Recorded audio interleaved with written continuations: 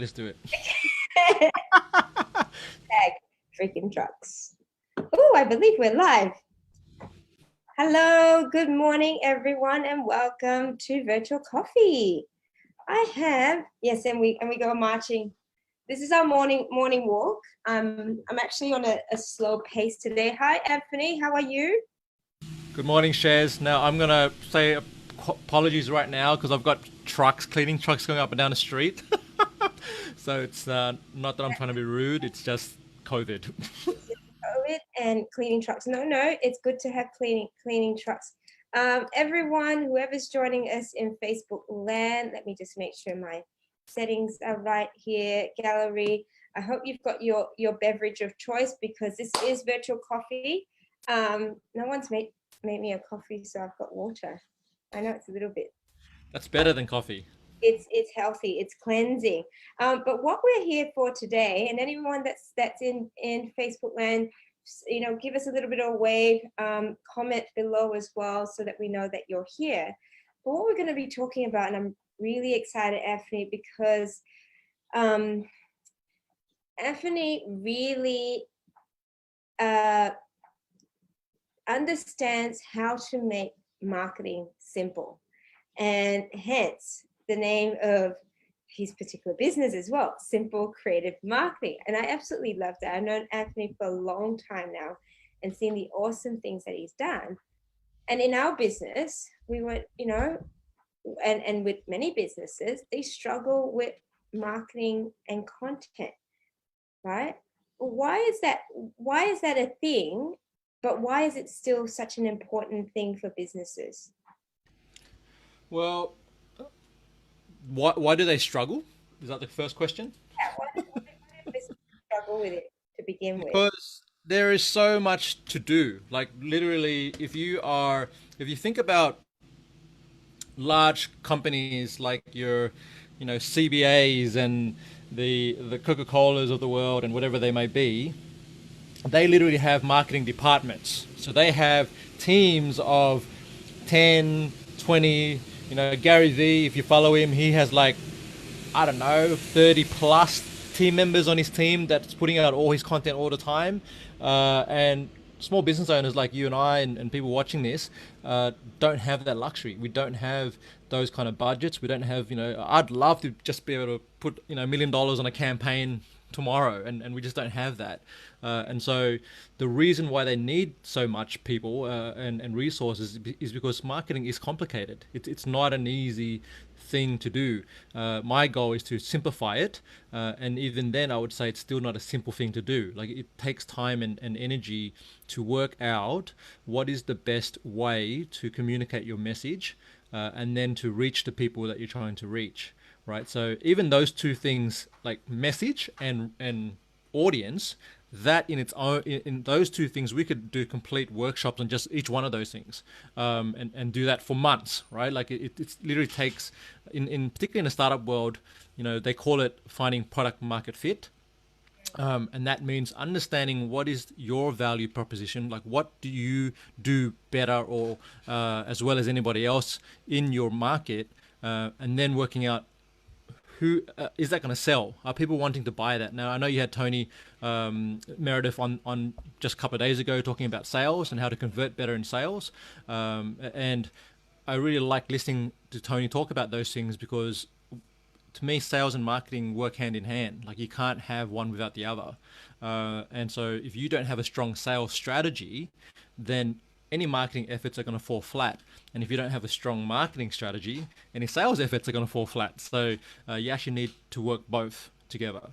Absolutely. And that's one thing that we found, just our own business. And we found, we get a lot of good, strong, organic sort of leads from our connections and things like that, and we've built a fairly strong sort of sales strategy. And even then, we're still refining the process of that. But one thing that we're like, marketing was a part where, again, we have the benefit of a team of virtual assistants. And just for anyone there, obviously I'm biased, but it is, not one person can't necessarily do every single part of the business. right? Particularly if you're needing to get your name out there. Yeah, so absolutely shares, and you're right. Having a VA or a team of VAs is ideal for a lot of small businesses, because it's not only, we're going to talk about the benefit of having the strategy, but also once you have a strategy and a plan, you need to actually to be able to actually implement that plan. And if you're a one person, and I did it for myself, like starting out my business, just being the solo entrepreneur or the freelancer, you do what you can, right? But I quickly learned that what happens is you start to struggle with things like consistency. You start to struggle with working out all the things in your mind. And I'm not talking about just marketing, because now you're talking about your finances, getting your numbers right, getting your accounting right. You're talking about tax time is coming up soon. What do I do? You're talking about what promotion should I put out because it's Black Friday is coming up next week, or it's Christmas coming soon, the New Year, all these things. Now you're looking at, your assets. What are you building? And then we're not even talking about delivering the actual product or service. Like, how do you actually make sure your customers are happy, right? And so all those things play out, and that's why a lot of people struggle with marketing, because it's the thing they feel we need it because we need to get our products and services out there. They know that that's important, but they also go, but I have these customers that already are buying from me, and I need to fulfill them and make sure they're actually getting a great result. Otherwise, I'm just gonna keep spinning my wheels. And so some common challenges I see with marketing for small business is the quality of content or quality of the marketing they're putting out there. I'm seeing inconsistency with their campaigns and promotions. I'm seeing mixed messaging around what the business actually does and who it does it for. And then I'm seeing a lot of I get people saying I'm getting interest, people sending me inquiries, but I'm spending a lot of time on sales calls and whatnot with the wrong people, so the wrong types of leads, right? And so that comes at a cost, right? Whether it's your time, your money, your team, whatever it may be. These are multiple reasons why it's important to have a clear plan for your business. Yeah, and I think I know when I first started in business, I just thought, okay, if I'm marketing myself, it's literally just saying, people here, this is what I do, come and get it, sort of thing. You know, what is this notion of having a strategy? Why is that important? Like, don't we just sort of go, I'm selling curtains, I'm selling this. So yeah, that's a great question. So why is it important? Why is it important to have a strategy? What's it all about? Really, there's a difference between tactics and strategy. So let's explore that for a moment. So what usually happens is we get caught up in what's the latest and greatest tactic, right? So we see someone talking about, hey, Facebook ads is the thing to do right now to get in front of your audience, or LinkedIn ads are coming, or TikTok is going on, or literally this week I got an update on my Instagram, and the whole layout has changed, right? Like that's been the first change I've done in 10 years or something like that. And so now they've got this thing called, what is it called? It's feeds or something. I don't know what it is. You Instagram people, you can tell us what it is. But anyway, Reels, okay? They've introduced a new thing called Reels, which is basically them ripping off TikTok. And so now we're going, should I be using that for my business, right? And now I've got to learn a whole new thing, because I'm already over here trying to learn how to do LinkedIn properly. Now I've got to go learn how to do this other thing. And so you get caught up in all these different tactics, right? They're different things you can do. Now, the strategy is the overarching focus of all your marketing. Okay, so the strategy is the goal, the target. What am I trying to achieve with the marketing, right? And how does it relate to my business goals? Okay, so if your business objective is to grow revenue, right, or to grow profit, or to build your team, or to find strategic partners that you can lock in, and collaborate with, right? You need to get very clear on what that is. Okay, it could be cost reduction, right? So I know for people coming to you for VAs, sometimes for them it's more about just reducing costs, and some of their internal team members are costing too much to the business, and they still want the support, but they can't have a $100,000 a year marketing person in their team, right? So that's kind of what you need to think about in terms of the strategy. Okay, what is the overarching focus and goal of the business, of the marketing?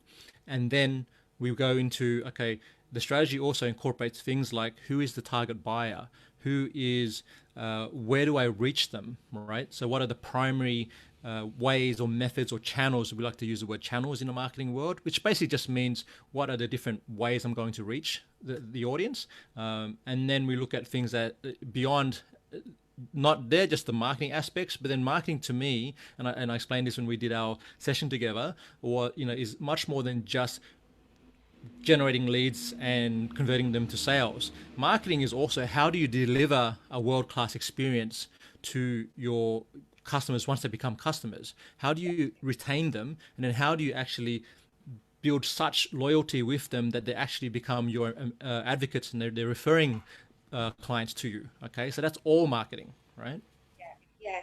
And so, I mean, again, the other thing about the marketing is because there are so many different channels we can use now, how do we make it simple, right? Without making marketing this behemoth of, oh my goodness, I need to be doing TikTok, I need to be doing Instagram, Twitter, and all of that, which is great if you've got, your Gary V and you've got 30 people in your team doing that.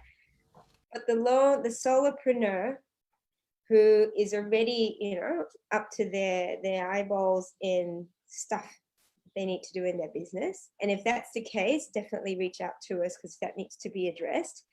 But from the marketing, how can we make it simple for people?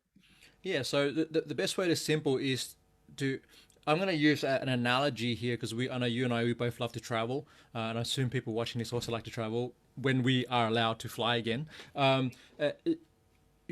Imagine going, I had this experience going back like to one of my first trips, like international trips. Me and a couple of our mates from university, where we thought, okay, after we graduate, we're going to go on this trip to Europe and we're going to spend a month going around Europe, right? And so the first thing and then me being the organizer, for whatever reason, I don't know how I ended up with that role, but I went, okay, I'm going to go and just do my research and I'm going to plan out the whole itinerary, right? The problem was I had no idea what everyone wanted to do or where they wanted to go and what interests they had. Okay, and so then now I'm going, crap, like, this is literally this a same similar situation to the business owner going, there are all these channels out there and I'm trying to work out how to utilize them to reach the audience and build my business and get leads and sales and these sort of things. And so the immediate state of mind I went into was overwhelmed because I just went, oh my gosh, like I started researching hotels and hostels in Amsterdam, and that already took me a day, and I'm trying to plan a 1 to 2 month trip, right? So what it came down to, the way I resolved it was we literally went to Flight Center and said, hey, do you guys have packages that we can just purchase? And it's already planned out. You've already done all the research. You've already done all the work to connect with all the suppliers. You can give us a good deal. I'm just happy to give that all to you, and you just tell me how much it's going to cost, right? And that's the way you went about it, all right? And so this is the important part. Now, what it did was it actually reduced a lot of my stress because they literally just went, here are 3 itineraries that we've already put together for you. You just pick the one based on your budget and you pick the one based on what your goals are for your trip, right? And a marketing strategy is a similar thing where you basically go, let's map out the next 12 months. What does that look like? Where are we trying to get to? What are the milestones along the way? Okay. And how are we going to measure success? Right? So these are important things to have, and usually, and as I've been able to show to you, Cheryl, it's basically a 1-page document. It doesn't have to be a complicated 20-page thing. It literally can be just 1-page snapshot. You can give that to your team. You can give that to your strategic partners. You can actually share with people very quickly, this is the marketing plan for the next 12 months. All right? Yeah. And even for us, I mean, I'd like to talk about how that clarified things for us as well. We all go into business and very often we go, whether it's marketing or whichever, we're saying, whatever service you're offering, we often go, I want it to be for everyone, right? I do this, it will benefit everyone. But what we've realized as well, the marketing message gets lost it doesn't resonate with particular people there. And so part of that marketing strategy was really honing down as to who is our ideal client, who are the people that we really love working with and we really understand, and focus on that message to them. Yeah, there's a common phrase that I like to use. I can't remember who said it, but it stayed in my mind because it makes a lot of sense.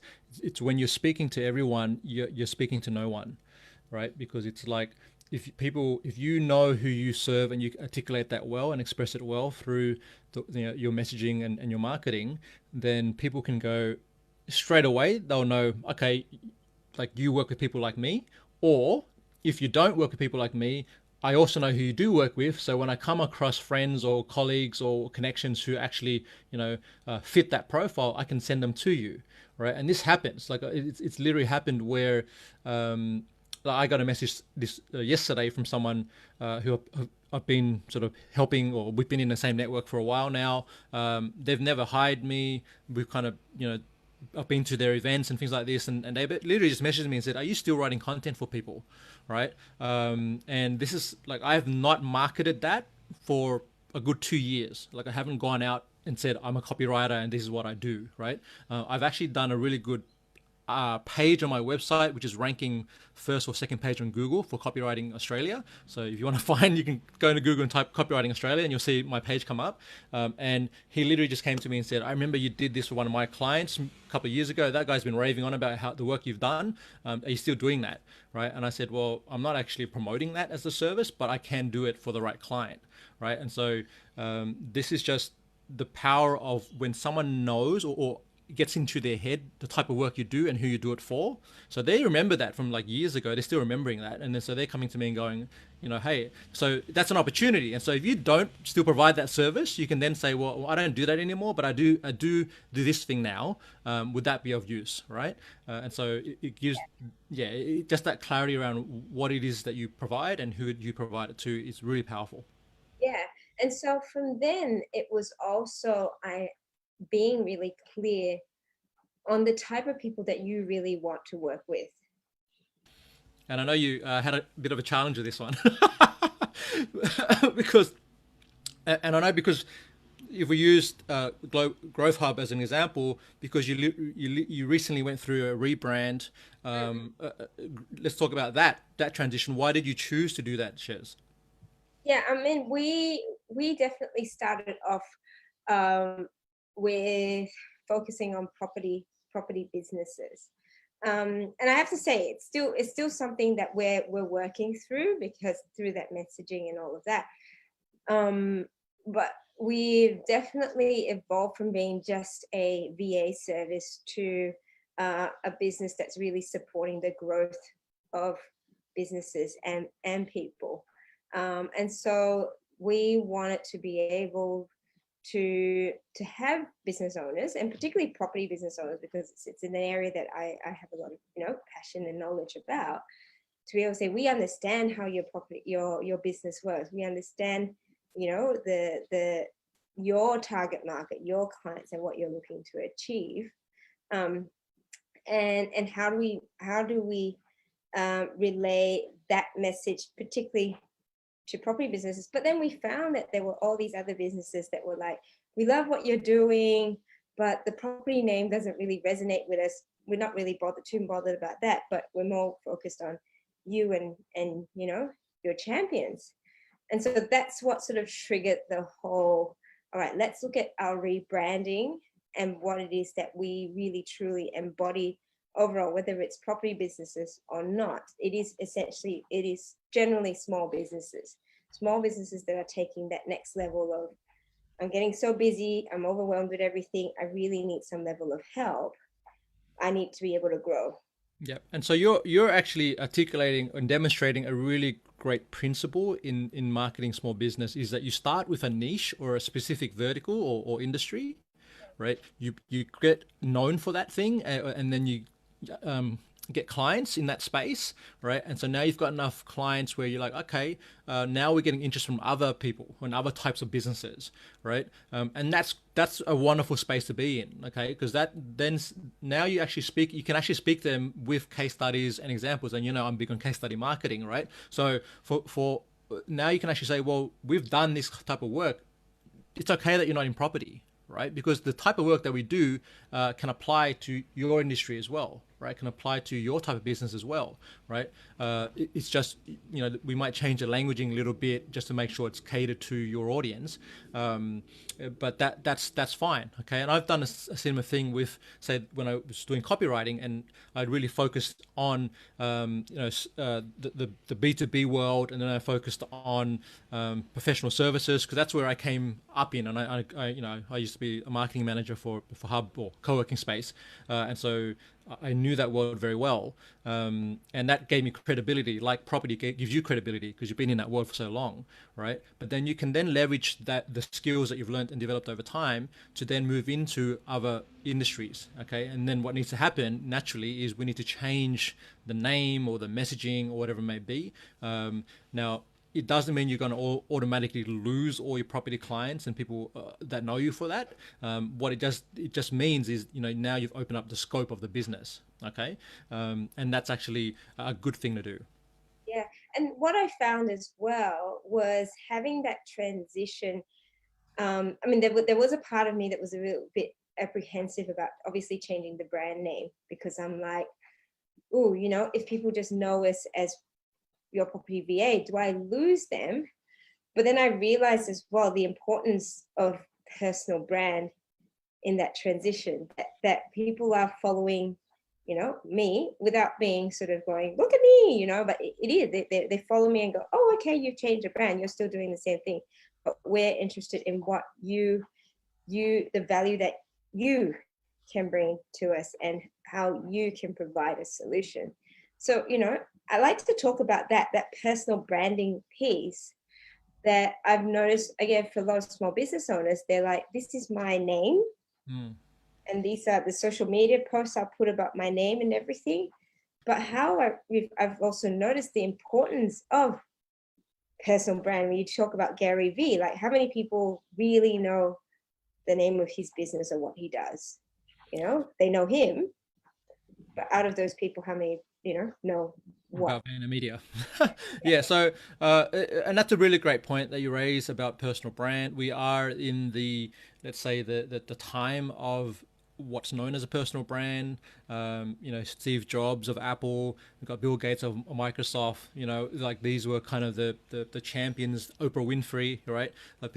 These are entrepreneurs who have really been able to leverage this thing. Or another one that came to mind was Elon Musk and Tesla and SpaceX. And so, we are in a time where trust is at an all-time low, right? So what's happening is we are getting a lot of things like fake news. We're getting articles and content and videos being produced by artificial intelligence and tools that do some really wonderful but scary things.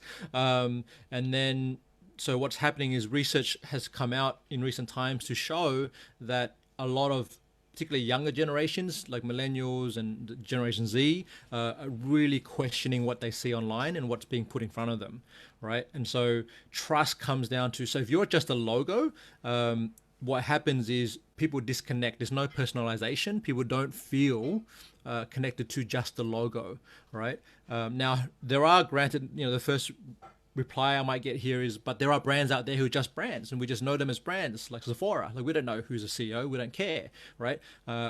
True. At the same time, if you're a small business, it actually can hurt you if people don't know who you are, because they want to connect with the individual. They want to know that they're dealing with a real person. Okay, the time of the influencer as we know it is actually shifting.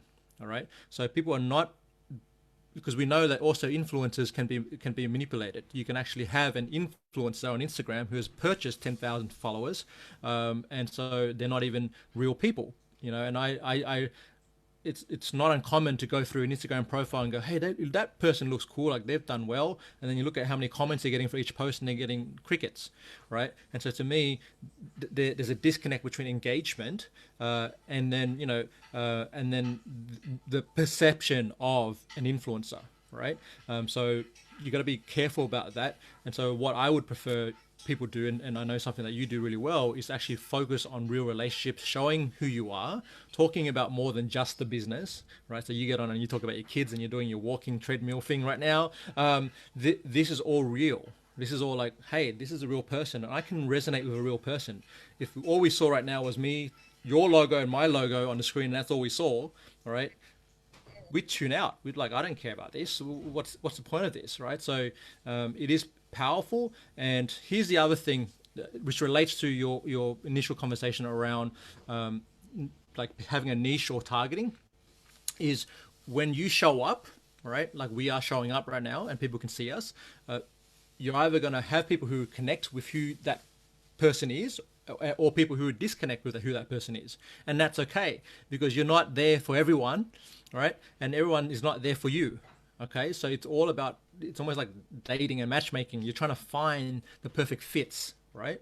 And a lot of it comes down to the individual value of the individual driving the business, right? So it's important to get alignment in terms of why are you even in business? Like what's it about for you? What do you care, right? And a good resource for this is Start With Why by Simon Sinek, and then translate that through all your appearances and the way you show up. Yeah. And so in terms of personal brand, for someone that's starting in that path of, okay, well, maybe that's what I need to do is to get out there more. What are some simple ways, without being not everyone's comfortable in front of video.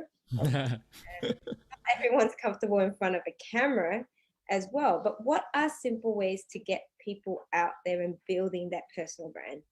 Okay, so there's two thoughts I have on this. First, right now is also the time of video, right?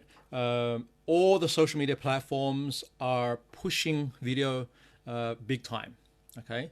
And so like tests that I've done and like a lot of the larger companies have done have shown that video content will get you better reach, organic reach, which means free reach, than other types of media. Okay, so whether it's text, images, or whatever else.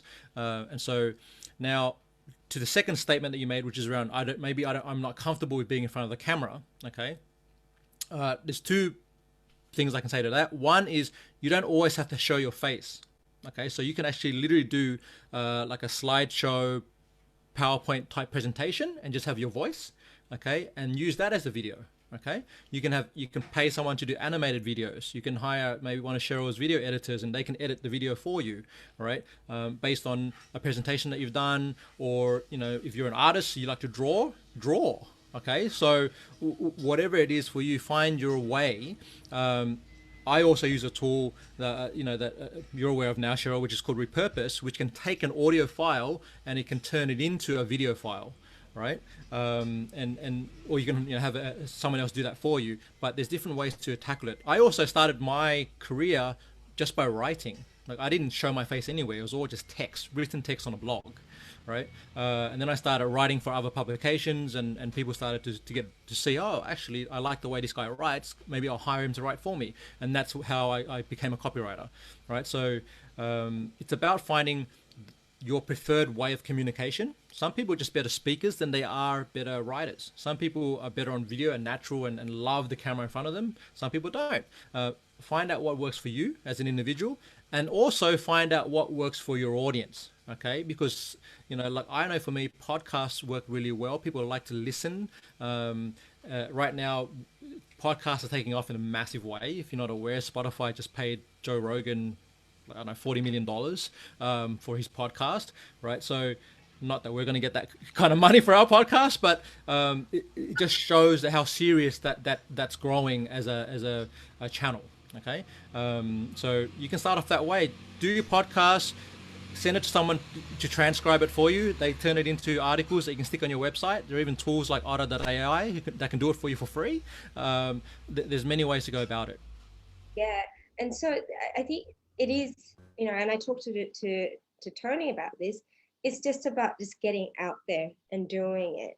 And video for a lot of people is not very natural, and I'll admit I started, Facebook Lives close to 2 years ago, and my first Facebook Live was horrendous. Like I can't even watch it. Like the videos that pop up, Tony has that he shares. My lighting's terrible. My facial expressions are even more horrendous. But that's not the point. The point is, it's improved. I hope. It has, absolutely, absolutely. Like you're more natural now, and that comes with over like just repetition, right? Like anything. And I would also add, if you are in a business that you have maybe a co-founder, or you've got team members, and maybe you've got a marketing person or someone just who is dynamic and loves the camera, make them the face of the brand, right? And it's okay to do that. Facebook did that, right? Mark Zuckerberg is not the most cool guy in front of the camera, the CEO, but he had Sheryl Sandberg, who's really dynamic as a speaker, as a powerful woman. She gets out there, she talks on stages, she puts a book out there, and all these things, and she becomes the face of the brand much more than Zuckerberg is, right? So there's different ways to go about it. Yeah, excellent. So, I'd like to talk then about how we were able to, from the marketing strategy, extrapolate a 6-month content strategy, which for me was like, oh my goodness, it would have taken us, I'd say weeks of just sitting down in a room trying to work that through.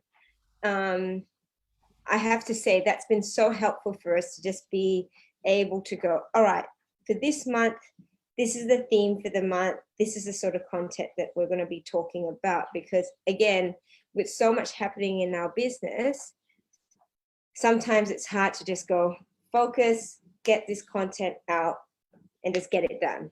That bit we can do. So yeah. I love being able to have someone else to brainstorm about. And that's really valuable to have someone who's external to your business to be the consultant or the sounding board. You definitely know the value of having a coach, and it's worked for you. It's worked for me. It's just really great to have someone who's not in the business to reflect back to you and give their ideas as well. It's even more powerful to have a group of people do that, right? And so. To answer the question, how do we extract 6 months worth of content ideas and a plan from the marketing strategy? Now, what typically happens with small business is we do it ad hoc. So I'm running down the beach today or along the bay or doing my regular treadmill activity, and I get ideas and I go, oh yeah, that's a great idea for a blog post, or that's a great idea for a video, and I go and do that thing. The problem with that is in most cases it doesn't relate to the business objective and the strategy, what you're trying to achieve and accomplish with your business. Okay, it's okay to do there's a concept which is called parallel content, and I see a lot of small businesses do this where they do things like industry updates. Okay, this is something that's happening in our industry. I think it's great for me to know about it, and my peers know about it, and I might just put that on the blog and let other people know about it. Right. The problem is, the question I have is, does your customer or your prospective customer give a crap about it? Like, does that make them go, wow, I love that Facebook did that 1 millionth upgrade on the platform today? Like, it doesn't, there's no impetus for them to go, because of that update, I'm going to contact you, Shares, and I'm going to book in a consultation, right? Like, there's no connection. Okay, so when we start with a marketing plan first, and we're clear on the brand, we're clear on the objective, who the audience is, what the pain points are, we understand what makes people buy from you and what objections they have, when you're having the sales conversations, we can then translate that into, what we'd like to do is a 90-day content plan, okay? We did 6 months with Growth Hub, but typically now we just do it as a 90-day rolling cycle. And it's easier to do it from once you have the marketing plan, okay? Because then we can just go into working out who your avatars are. You might have multiple, right? And then working out what is the right content. And the main part of the content plan or the content strategy is working out what is your buyer journey, okay? And looking at, okay, where they are in that journey. Are they someone who is aware of a problem and but not necessarily aware of you as a vendor? Or are they someone already at the point where they know what the solution is that they want and they're considering multiple vendors, right? Are they there? And so therefore we need to address what's going on in their mind at that stage of the journey, right? Are they at the point of consideration? Are they looking at, okay, now I'm ready to put my money down and invest in something, but I'm just trying to understand what's the difference between supplier A and supplier B and supplier C, all right? So now it'd be timely to present some kind of content which basically gives them a breakdown of here are the things that we offer versus maybe what our competitors offer, or versus other services and products within even our own product mix, right? I know Tony talked about having that, just a clarity, or like the menu. You walk into, your favorite restaurant and they've got, here are your packages, and you just pick the one that's right for you, right?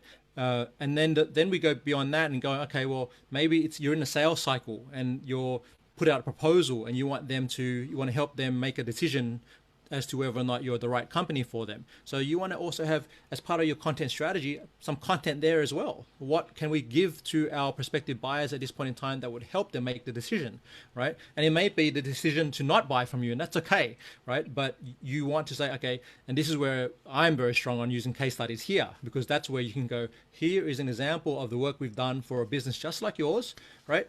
Have a read through or watch the video, and then that's going to help you inform your decision, right? And then after they buy, now we've got the user onboarding or the customer onboarding. Okay, how do we bring them into our world and introduce them to the growth hub or whatever your business is, and give them a great experience so they can better understand our values, our mission, why we're here, how they can reach out for support if they've got any challenges or questions, right? Give them a nice onboarding experience. That's all content as well. Okay, so if you remember the content, I think we'll have a quick look at it in a moment, but we actually mapped out content for different parts of the journey. It wasn't just lead generation necessarily. Yeah, absolutely. So let's have a whilst I'm going to pull up that little snapshot of what was put together. The word that's sort of big in the marketing space is repurposing. Yes. Maybe walk through to those who are not familiar with what that term means. I call it the Gary V effect. What is repurposing, and why is repurposing such a helpful and powerful thing to be doing with your marketing? So one of the biggest challenges with producing content is that we invest a lot of time, energy, and money into producing the piece of content. So whether it's a podcast episode, a video, or a long article or something like that, or we can invest a lot of time into actually creating the thing. We do not invest enough energy into actually putting it out there. Okay, remember one of the things you said earlier was it's all about putting yourself out there, right? So if you're just producing one article and you stick it on your website, and then you share it out on Buffer or whatever your tool is, and it goes all over to your different channels, and you do it one time, right? That's it. Like you've now that's not going to cut it, right? Because you're going to get drowned out in all the noise. Maybe some people will see it. If you're doing it organically, that means you're doing it for free, right? All the social media platforms, right, are going to. Facebook, for example, has like a 2% chance that piece of content is going to be seen by your followers, right? So they've changed the model in the last few years where really it's all what's called pay to play. You have to use Facebook ads or whatever it is to boost the content to get the reach, right? And so repurposing basically allows us to take one piece of content and then turn it into different formats and put it into different places. All right. I like to use the example of going to a party, and maybe it's a costume party, and you walk in and you're dressed up as what's your favorite cartoon character, Shez? Oh, it has to be Wonder Woman, right? Wonder Woman. Okay, so you walk into you're dressed up as Wonder Woman. You put all this effort to look all great, and you go into this costume. You go into this party, and the theme is Star Trek, right? And so you're at the wrong party, okay? Or you've showed up at the party but in the wrong outfit. And so what do you think, how do you think people there are going to respond? They're going to go like, are you crazy? Like, what's wrong with you, right? And so this is what happens. We show up, we take one piece of content and we use these tools to put it into, like scheduling tools, and we put it out the same, maybe we do one image and it's square and we put it everywhere.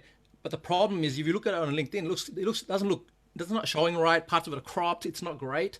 You put it on YouTube, doesn't work. Whatever it may be. So repurposing allows us to then customize the content into the right formats for each channel, right? So repurposing, another example of repurposing I shared earlier is if we can take this video, this Facebook Live that we're doing here, we can then, after it's done, get our video editor to cut it up into smaller snippets, all right, and put those out on YouTube, on Facebook, on Instagram, wherever channels that you're on, and that's another way to do it. We can also have our designer turn it into an image file and maybe take quotes from this conversation and put those quotes out and refer everyone link back to the original video, which should be sitting on your website because that's going to help with ranking for SEO. And then we also want to send it to your email list. If you have a newsletter, you want to send it there. So that's also repurposing the content, right? Yeah. And I have to say, for most business owners, again, doing all of that by yourself is about close to impossible. That's a nightmare. It is a nightmare, particularly as well if you're doing it on the fly and if you don't have a process or system or some sort of template in place. And I'll quickly show. I'm going to pause my little walker so that I can show to you like what we've done for ourselves. We looked at, okay, we've got our content strategy, and we've got some themes around it, and I will now attempt to share that. But what we've also done is we've created for ourselves a system around what we do with that content and how, who's responsible for that. Again, we've got the benefit of a video editor, a graphic designer, a copywriter as well. And we're just about to bring on a marketing coordinator, and so this is just for our marketing, like you said, for lone business owners. If you don't have someone in your team that's helping you with this sort of stuff, it is going to become something that you struggle to keep consistent with also. So, you do have to look at in your business where the priority is for your business. If you need to get your name out there and marketing, definitely look at, what sort of an investment you are making in terms of whether it's money or time in terms of marketing, so that you can get more sales in the door. And I'd like to add to what you just shared there, Shares, around two numbers you need to be looking at in terms of evaluating where to invest your dollars, right? One is your own time. Okay, so how much do you charge per hour, right? And then equate that to how many hours you're spending doing all this content stuff, right? Thinking about it, producing it, publishing it, promoting it, right? Like use a tracker, like a tool, like a Toggled, whatever tool you want to use to time track for a month or a week, and just pay attention to how much time you're actually putting into just putting stuff out there. Versus metric number two is sales, right? What's the average cost of a new client, right?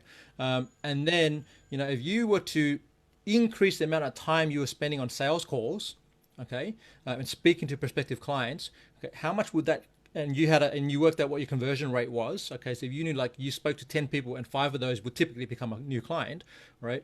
How much is that worth to your business? Okay, and now you compare the numbers and you can see, right, the where you need to allocate your budget and time. Yeah. And this is something that we do all the time with ourselves internally and with our clients as well, is looking at high and low value tasks that you're doing. Yes. Is you spending time trying to put together Facebook posts, or just that repurposing itself? Is that worth your time? Or is it going to be more high value where you are actually out there and negotiating deals with your clients, or, having that one-to-one with your clients? And, if you had someone that was able to look after that portion of things and your marketing still happening, like, what would that do for your business? Yeah. Yeah, and one thing that, just a quick tweak in your sales process, you should be doing this already, and if you're not, do it, is when you are jumping on a call with a prospective client, or someone sends an email inquiry or something like that, ask them, how did you find out about me?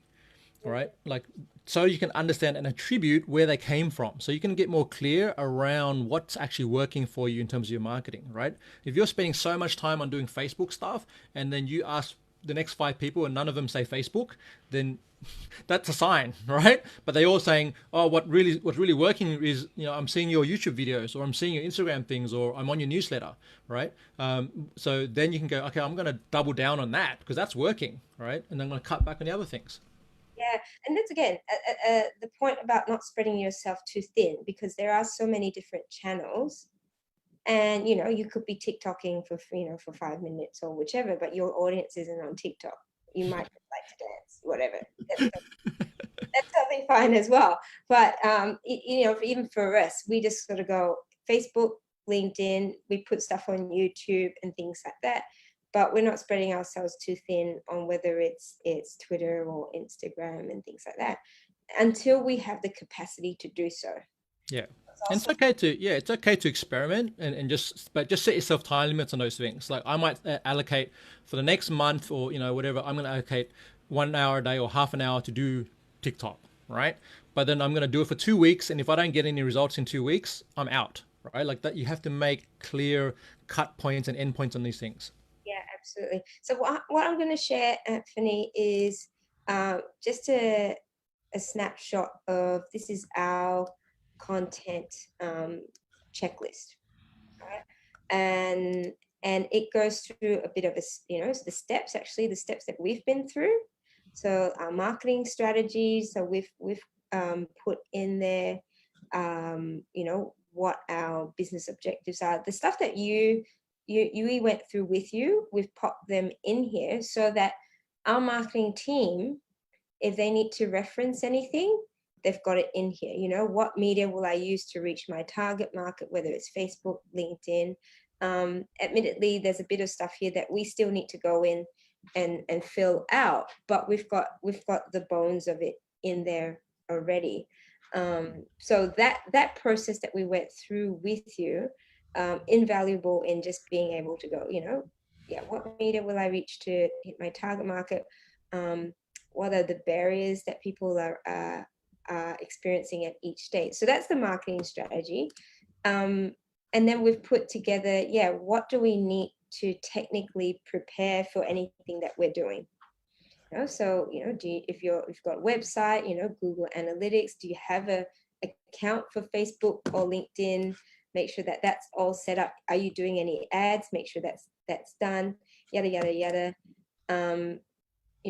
Pre-production. So this is where we're able to extract from the content strategy that we did to map out the content that we're going to put out. But there's a bit of a process that we've put together. Admittedly, we used the checklist from a company called Leong Content Academy. Really, really helpful. So have a look at that. You can create that yourself as well. And if you've got the capacity to in your team to go through this, fantastic. If you don't, look at getting some help around that. And that's something that Anthony or myself can talk you through as well. So then it is, but have a process in place. It doesn't need to be to this level of steps. This is helpful, but find out what works for you and that you can do consistently, and that whoever is in your team or yourself can execute consistently as well. Now this is so powerful. Like I love seeing it in this format because you can set this for whatever time period. So this could be a quarter, it could be a year, and then you can, because you put it into a system like this, you can duplicate it, turn it into a template. You can share it with others. There's so much value in the way you've translated the strategy we put together into his implementation plan, right? And I like that you highlighted one of the things that we really worked on in the strategy workshop was to look at what are the gaps in your current setup, right? Where are do you have analytics installed? Do you have, are you running Facebook ads? Do you have an account for that? Like, what are the different things? Where is your marketing spend and your budget allocated? So there are these sort of decision points that come up along the way for business owners, and that's really the value of having go through and creating a strategy like that. Yeah, absolutely. I'm conscious that we've got sort of 10 minutes at, but so what I really want to talk about as well was from these the sessions that we had together. I said, you know, Amp, we're not the only ones that are we're having these challenges. A lot of our clients, the same thing. They ask about social media, content strategy. How can we help them through this process and clarify it as well, so that they can go into the new year, at 2021, with an absolute bang to say, hey, we're ready to really take our marketing to the next level, so that we can bring in and attract a lot more of the ideal clients. So we sat down and we talked about putting together a two-part course. So maybe, Anth, if you can walk us through that, that would be awesome. Yeah, so essentially, I love that you sort of came back to me and said, "Hey, what if we could do this for our clients and our community?" Because this is you got so much value from it, and so I thought, okay, yeah, like we can definitely turn what we did as a one-on-one session into a workshop, and we can have the power of the mastermind effect as well. Which is, if you've never been part of a mastermind, it's basically like-minded business owners sitting in a room together, or a virtual room in this in this context, and then brainstorming what your strategy will look like, right? And getting ideas from them. Okay, it's one thing to get an idea from one person, but then to get 3 or 4 people giving you ideas, it's super powerful, right? And that's really helps me in my journey. So we've got 2 workshops that that are coming up. First, we're going to do a workshop. One will be well, I'm calling a marketing blast off strategy workshop. It's a 3-hour session. We will then, the objective of that one is to really come out with your 12-month marketing plan or your marketing strategy for your small business. All right. So in that session, we'll talk through what is your brand. We'll have an exploration around this idea and concept around brand, at least how I perceive it. And I've shared some of that in this session today. But we'll help you create a one-page marketing strategy for 2021 for your business, similar to what we've done with Cheryl and Growth Hub. That's part 1. That's happening on December 2nd, or Wednesday, December 2nd at 9 a.m. Sydney time. And then you'll get the recording, you'll walk out with your strategy. So you're clear, okay? So this is what we talked about. You have the itinerary for the journey you're going on next year, okay? Workshop 2 is going to happen the week after, and then we're going to take that strategy and then turn it into a 90-day content plan for your business. All right. So now we're going to look at, well, what are the themes that we can look at? How can we produce? What are the we can have a discussion around what type of content you should be putting out there, whether it's audio, video, text, based on whatever you prefer, and then we'll give you ideas on how to literally lay out the next 90 days of content. Week 1, what does that look like? Week 2, what does it look like? All the way through for the first 3 months. And that takes away all that ad hoc, spontaneous, like stuff that you're going to create. It removes that from you.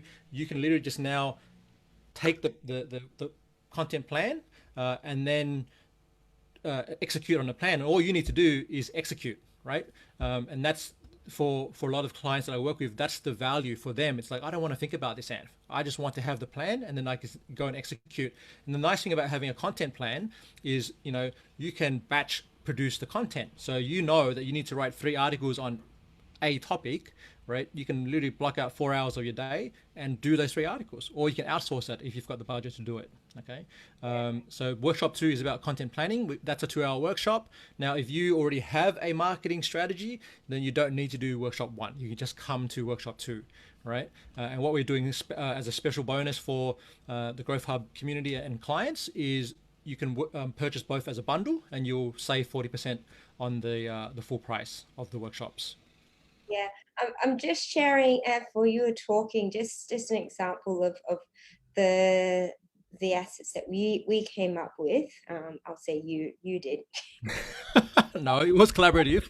It was collaborative, but just in terms of, say, for example, the 6-month content strategy, and this was something that we discussed to say, okay, let's pull this down into a 90-day. so that people don't get sort of overwhelmed as well, and that, you know, 6 months is a long time, 12 months as well, that things change, you know, things like, all right, say January 2021, you know, how do we, what's the theme of the month? And that's really cool, because then we're sitting down and mind mapping. All right, if we're increased, how do we increase time? You could sit down and, like I said, have one day, you know, a few hours a month, you know, 2 hours or whatever, just to mind map and go, how can we increase time? And I'll just show you as well what a really really cool tool, which I'll go on my clicker,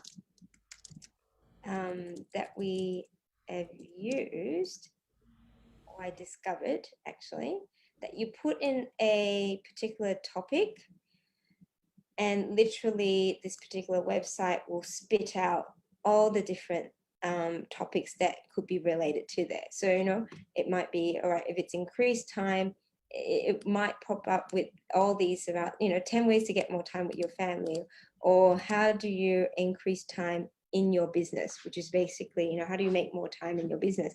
So this particular website, which I'm going to find, and if I can't find it right now, I will put it up in the comments. But there's so many really cool apps and programs these days that really help marketers do so much more. Yeah, and one in the content workshop, I'm going to show two of those tools that I use for my clients as well. So just the ways to combine. One thing that is really useful when you're producing content is to understand what people are searching for already.